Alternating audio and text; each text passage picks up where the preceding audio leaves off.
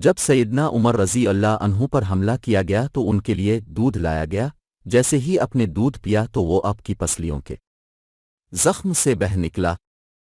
طبیب نے ان سے کہا، اے امیر المومنین، وصیت فرما دیں، اب زیادہ دیر زندہ نہیں رہ سکیں گے۔ تو انہوں نے اپنے بیٹے عبداللہ کو بلایا اور کہا کہ حذیفہ بن الیمان کو میرے پاس کو بلاؤ۔ حذیفہ بن الیمان حاضر ہو گئے۔ یہ وہ صحابی ہیں جنہیں نبی کریم نے منافقین کے ناموں کی فہرست عطا کی تھی، اور ان ناموں کے بارے میں اللہ پاک، اس کے رسول اور حذیفہ بن الیمان کے علاوہ کوئی نہیں جانتا تھا۔ حضرت عمر نے پوچھا جبکہ خون ان کی پسلیوں سے بہہ رہا تھا کہ اے حذیفہ بن الیمان، میں آپ کو اللہ کی قسم دے کر کہتا ہوں، کیا اللہ کے رسول نے میرا نام منافقین کے ناموں میں لیا ہے یا نہیں؟ یہ سن کر حذیفہ بن الیمان کی آنکھوں سے آنسو جاری ہو گئے اور فرمایا، یہ میرے پاس رسول اللہ کا راز ہے جو میں کسی کو نہیں بتا سکتا۔ آپ نے پھر پوچھا، خدا کے لیے مجھے اتنا بتا دیں، اللہ کے رسول نے میرا نام شامل کیا ہے یا نہیں؟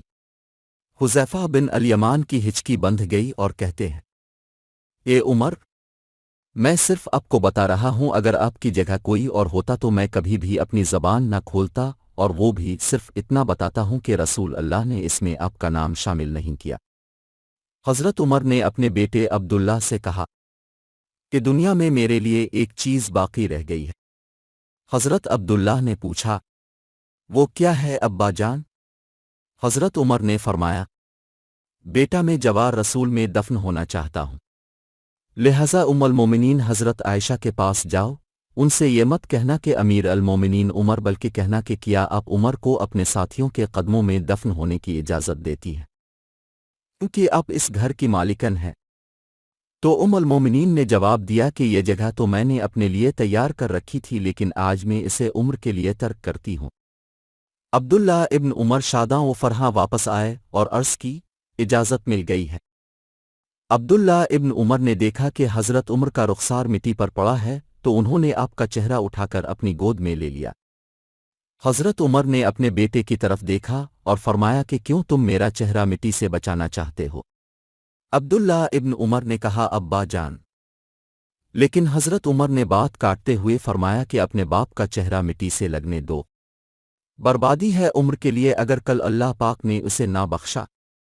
حضرت عمر اپنے بیٹے کو یہ وصیت فرما کر موت کی آغوش میں چلے گئے، اے میرے بیٹے، میری میت مسجد نبوی میں لے جانا اور میرا جنازہ پڑھنا، اور حذیفہ بن یمان پر نظر رکھنا، اگر وہ میرے جنازے میں شرکت کریں تو میری میت روضہ رسول کی طرف لے جانا، اور میرا جنازہ روض الرسول کے دروازے پر رکھ کر دوبارہ اجازت طلب کرنا اور کہنا، اے ام المومنین، اب کا بیٹا عمر، یہ مت کہنا کہ امیر المومنین، ہو سکتا ہے میری زندگی میں مجھ سے حیا کی وجہ سے اجازت دی گئی ہو، اگر اجازت مرحمت فرما دیں تو دفن کرنا، ورنہ مجھے مسلمانوں کے قبرستان میں دفن کر دینا۔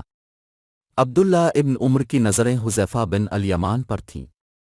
وہ کہتے ہیں کہ میں حذیفہ بن یمان کو ابا جان کی نماز جنازہ پر دیکھ کر بہت خوش ہوا، اور ہم جنازہ لے کر روضہ رسول کی طرف چلے گئے۔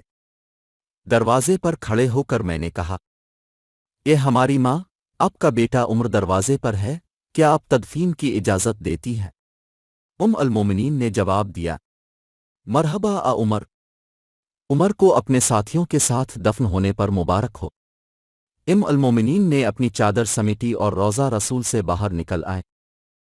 حضرت عمر سے، زمین کا چپا چپا جن کے عدل کی گواہی دیتا ہے، جن کی موت سے اسلام یتیم ہو گیا، جن کو اللہ کے رسول نے زندگی میں جنت کی خوشخبری دی ہو، پھر بھی اللہ کے سامنے حساب دہی کا اتنا خوف، ہمارا کیا بنے گا؟